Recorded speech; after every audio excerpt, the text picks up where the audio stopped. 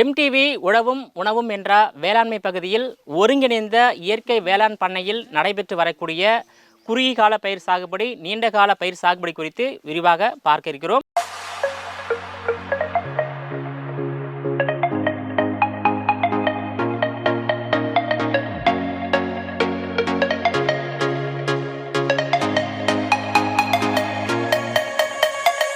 இந்த ஒருங்கிணைந்த இயற்கை வேளாண் பண்ணையில் நடைபெறக்கூடிய இயற்கை விவசாயம் குறித்து தெரிந்து கொள்வதற்காக சென்னையில் உள்ள தனியார் கல்லூரியில் படிக்கும் இளங்கலை தாவரவியல் படிக்கும் மாணவர்கள் வருகை தந்திருக்காங்க. மேடம் வணக்கம்.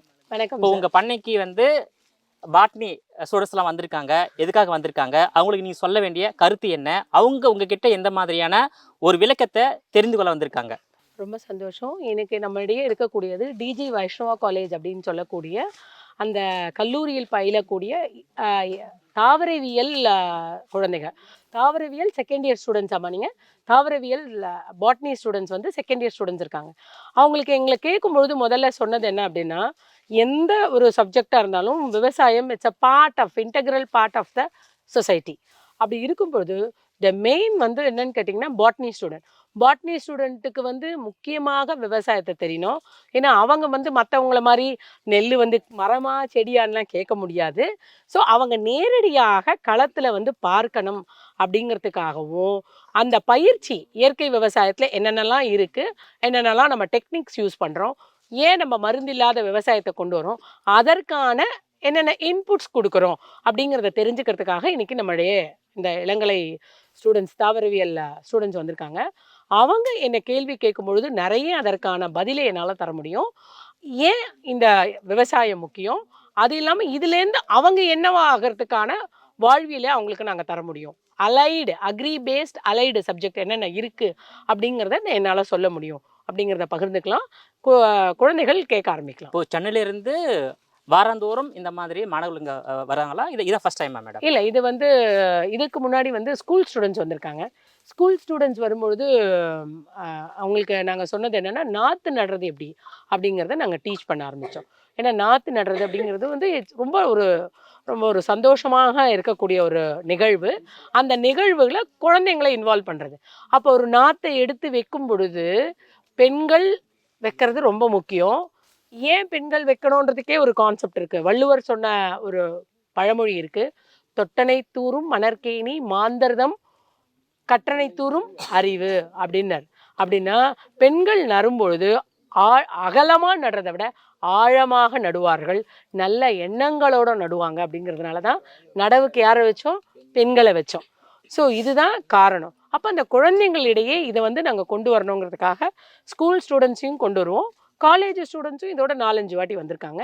இவங்க காலேஜில் இவங்க 2வது முறையாக இப்போ வந்திருக்காங்க. அடுத்தடுத்து வர்றதுக்காக வாய்ப்புகளுக்காக நாங்கள் தரோம். இப்போ உங்கள் பண்ணைக்கு வரக்கூடிய மாணவர்கள் எந்த அளவுக்கு இயற்கை விவசாயம், குறிப்பாக விவசாயம் குறித்த அறிவு இருக்குமா மாணவர்களுக்கு? இல்லை, மாணவர்களுக்கு அறிவு, அந்த விவசாயம் சார்ந்த அந்த அறிவு இருக்கா அப்படிங்கிறத விட, அவங்களுக்கு எப்பேற்பட்டவர்களாக இருந்தாலும் அது அவங்களுக்கு தெரியலாம், தெரியாமையும் போகலாம். எல்லாருக்கும் எல்லாம் தெரிஞ்சிருக்கணும்னு அவசியம் இல்லாமல் இருக்கலாம். ஆனால் அவங்களுக்கு அந்த புரிதலையும் அதை நீட் ஆஃப் த அவர் அப்படின்வாங்க. இதுதான் இந்த காலத்தினுடைய தேவை அப்படிங்கிறத நாங்கள் அவங்களுக்கு சொல்ல ஆரம்பிச்சோம். மாணவர்கள் உங்ககிட்ட கேட்கக்கூடிய கேள்வி என்னவாக இருக்குது, அதை விவசாயம் குறித்து? அவங்க கிட்டே கொடுங்களேன், நான் அவங்களே கேட்க. இப்போ சென்னையில இருந்து இந்த இயற்கை வேளாண் பண்ணைக்கு வந்திருக்கீங்க. எந்த நோக்கத்தோடு வந்திருக்கீங்க, எந்த மாதிரியான விளக்கத்தை இந்த இயற்கை விவசாயி அனுராதா பாலாஜிடம் தெரிந்து கொள்ள வந்திருக்கீங்க? நான் டிஜி வைஷ்ணவா காலேஜில் செகண்ட் இயர் பிஎஸ்சி பாட்னி படிக்கிறேன். என் பேர் கீர்த்தனா.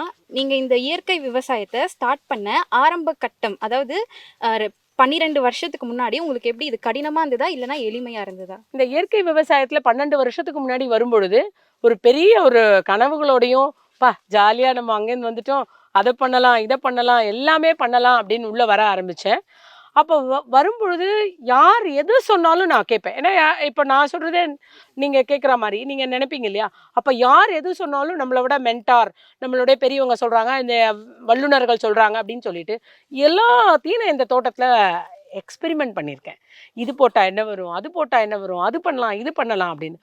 ஸோ அப்போ இருக்கும்போது ஒரு குழந்தைக்கு ஒரு பிறந்த உடனே எப்படி இருக்கும் ஆவல், உடனே துள்ளி குதிச்சு ஓடணும்னு நினைக்கும்ல, அந்த மாதிரி இருந்த அப்படியே அடங்கி இப்போ என்ன ஏது எது செய்யக்கூடாது எது செய்யலாம் அப்படிங்கிற இந்த 12 வருட அனுபவங்களை எனக்கு கொடுத்துருக்கு. ஸோ ஆரம்பத்தில் எல்லாம் பண்ணலாம் அப்படின்ற தாண்டி எது என்னுடைய பொருந்தும், எதை நான் செய்யலாம், எதை நான் செய்ய முடியாது அப்படிங்கிற அனுபவத்தை நான் கற்றுக்கிட்டேன். யா என் பேர் Sujith, second year BSc botany Vaishnava காலேஜ்லேருந்து வரேன். இயற்கை விவசாயம் பண்ணுறேன்னு சொல்கிறீங்க. இப்போ இயற்கை விவசாயத்துக்கு ரசாயன உரங்கள் ரொம்ப அதிகமாக இருக்குது, இயற்கை உரங்கள் ரொம்ப கம்மியாக இருக்குது. அது எப்படி நம்ம பேலன்ஸ் பண்ணி நம்ம இயற்கை விவசாயத்தை எல்லா இடத்துக்கும் இப்போ கொண்டு போகிறது? Very good, very good. அப்போது நீங்கள் சொன்ன கேள்வி எவ்வளோ அழகாக இருக்குன்னா, இப்போ ஜிப்சமும் மோனோபாஸ்பேட்டு, இந்த டைபாஸ்பேட்டு, இந்த என்னென்னமோ பாஸ்பேட் எல்லாம் இருக்கு இல்லையா, நம்ம கெமிஸ்ட்ரியும் நம்மளுக்கு அலைடு இருக்குது. எல்லா பாஸ்பேட்டும் ஜென்ரலாகவே உரக்கடைகள்லாம் கிடைக்குது. அப்போ இயற்கை விவசாயத்துக்கு என்ன நம்ம எப்படி கொண்டு போகிறதுன்னு கேட்குறீங்க. இயற்கை விவசாயம் அப்படின்னும் பொழுது நாங்கள் சொல்லக்கூடிய ஒரே ஒரு கருத்து என்னென்னா, பசுமாடு, நாட்டு பசுமாடு வச்சுக்கணும். அந்த நாட்டு பசுமாடு is a integral part of farming. அப்படின்னா ஒரு இன்றியமையாத ஒன்று. அப்போ அந்த நாட்டு பசுமாடுலேருந்து வர சாணம், கோமியம் மற்றதெல்லாம் வச்சு நம்ம உரங்களை தயாரிக்க முடியும், பூச்சி விரட்டி தயாரிக்க முடியும். ஸோ அதற்கான நிறைய வகுப்புகள்லாம் எடுக்கிறாங்க. அது இருந்தாலே நம்ம இயற்கை விவசாயத்துக்குள்ளே போக முடியும். ஸோ அதை ஏன் மார்க்கெட்டுக்குள்ளே சந்தைப்படுத்தலை, அதை ஏன் கவர்மெண்ட் கொண்டு வரல அப்படின்னும் பொழுது பெரிய பெரிய கம்பெனிகள் அதில் இன்வால்வ்டு. கார்பரேட் கம்பெனிலாம் involved in pesticides and fertiliser. So அதை ஒரே நாளில் அப்படின்றத விட இத்தனை வருடத்தில் அவ்வளோ சீக்கிரமாக அதை நம்ம எடுக்க முடியாது. நம்ம அதை பயன்பாடுகளை கம்மி பண்ணிட்டாலே நம்ம என்ன பண்ணலாம், இதை அழகாக கொண்டு வந்துடலாம். தேங்க்யூ. என் பேர் பவித்ரா. நான் வந்து டிஜி வைஷ்ணவ காலேஜ்லேருந்து வந்திருக்கேன் மேம். நீங்கள் வந்து முன்னாடி எடுத்த செக்ஷனில் வந்து சொல்லியிருந்தீங்க, எல்லாருமே வந்து ஆர்கானிக் ஃபார்மிங் பண்ணலாம், எல்லாருமே இயற்கை விவசாயம் பண்ணுறதுக்கு வந்து பண்ணலான்னு சொல்லியிருக்கீங்க. ஆனால் இப்போ வந்து இருக்கிற லைஃப் ஸ்டைல் வந்து எல்லாருமே வந்து ஐடி கம்பெனிஸோ சாஃப்ட்வேர் கம்பெனிஸ்க்கும் எல்லாரும் ஒர்க் பிஸியில் வந்து போயிட்டு இருக்காங்க. ஸோ அப்படி இருக்கிற பீப்புள்ஸ் வந்து எப்படி மேம் இயற்கை விவசாயம் பண்ணுறதுக்கு அவங்களுக்கு சாத்தியம் இருக்கா? இயற்கை விவசாயம் அப்படின்றது நேரடியாக இன்வால்வ் ஆகிறது ஒன்று, இன்டைரக்டாக இன்வால்வ் ஆகிறது ஒன்று. அப்படின்னா மறைமுகமாக அதில் நம்ம பயன்பாட்டுக்குள்ளே வர்றது. ஐடியில் இருக்கிறவங்க எல்லாருமே நாங்கள் என்ன சொல்ல வரோன்னா, அவங்களும் சாப்பாடு தானே சாப்பிட்ணும், அவனும் சாதம் குழம்பு எல்லாம் தானே சாப்பிட்ணும். அப்போ அவன் என்ன பண்ணணும் அப்படின்னா, ஒரு 10 ஐடி விவசாயம் ஒரு விவசாயியை அடாப்ட் பண்ணிக்கணும். அடாப்ட் அப்படின்னா எடுத்துக்கணும். எடுத்துட்டு எங்களுக்கு தேவையான எல்லா பொருட்களையும் இந்த விவசாயிகிட்டேருந்து நாங்கள் பெற்றுக்கொள்ளுறோம், இயற்கை விவசாயிகிட்டேருந்து அப்படின்னு ஒருத்தரும் உறுதிமொழி எடுக்க ஆரம்பித்தாங்கன்னா, நாங்கள் போய் நீ வாங்கிக்கிறியான்னு கேட்க வேணாம். ஸோ உனக்கும் நல்ல பொருள் வரும், எனக்கும் வியாபாரம் நடக்கும். ஸோ இதை தான் நாங்கள் சொன்னோம். நீ டைரெக்டாகவும் இன்வால்வ் ஆகலாம். என்னால் இடம் வாங்க முடியல, என்னால் இன்வால்வ் பண்ண முடியலன்னா என்ன பண்ண ஆரம்பிக்கலாம், வி கேன் டூ ட்ரேடிங். அதை முதல்ல நான் வந்து என்ன பண்ண ஆரம்பிக்கலாம், அதை வாங்கி நான் பயன்படுத்தி அதை அடுத்த பிஸ்னஸாக கூட கொண்டு வரேன். நீங்கள் இந்த இயற்கை விவசாயத்தில் வந்து எதுனா யூனிக்கான டெக்னிக் எதுனா வந்து யூஸ் பண்ணுறீங்களா மேம்? யூனிக் அப்படின்னா இந்த ஒரே ஒரு வார்த்தை தான் இந்த பிரதான வார்த்தை, யூஎஸ்பி அப்படின்வாங்க. யூனிவர்சல் செல்லிங் பாயிண்ட் அப்படின்னா என்னென்னா, ப்ரிசர்வேட்டிவ் இருக்கக்கூடாது, வெள்ளை சர்க்கரை இருக்கக்கூடாது, அதே மாதிரி நஞ்சு இல்லாத உணவாக இருக்கணும். இதுதான் என்னுடைய ஃபர்ஸ்ட் பாயிண்ட். Okay, thank you. வணக்கம் மேம், என் பேர் சூர்யா. இப்போ நான் கேட்குறது என்னென்னா, நீங்கள் இயற்கை விவசாயத்தை பற்றி பேசுகிறீங்க.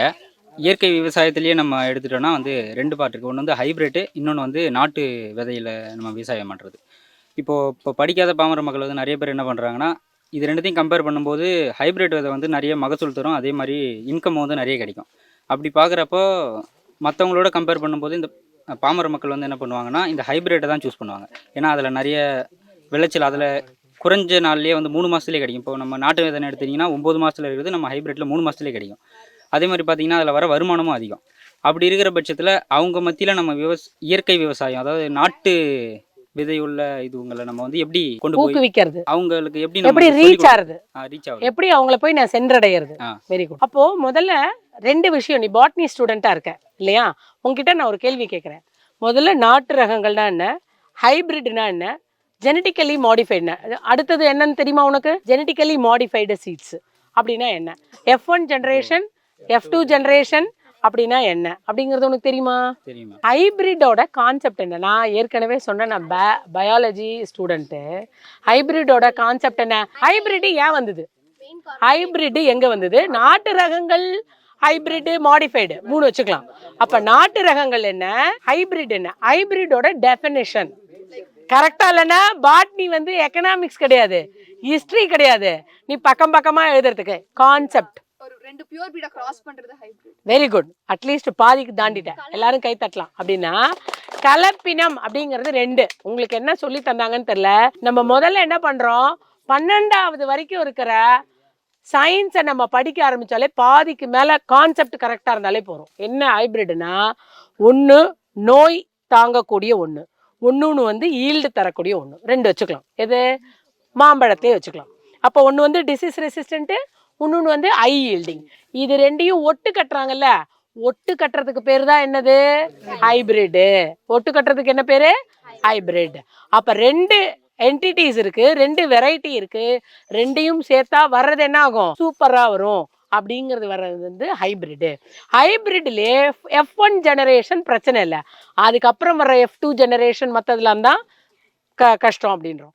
அப்போ மாம்பழமே எடுத்துக்கிட்டிங்கன்னா, நாட்டு ரகங்களான மாம்பழங்கள் ஒன்றுமே கிடையாது, வெறும் குண்டு இருக்க மாம்பழத்தில் இந்த புளிப்பா இருக்கும் பாருங்க, அது ஒன்று தான் நாட்டு ரகங்கள். அப்படி நீ சொல்ற அல்போன்சா, பங்கனப்பள்ளி, இமாம் பசந்து, செந்தூரா தவிர மிச்சம் எல்லாமே என்னது, ஹைபிரிட் தான்.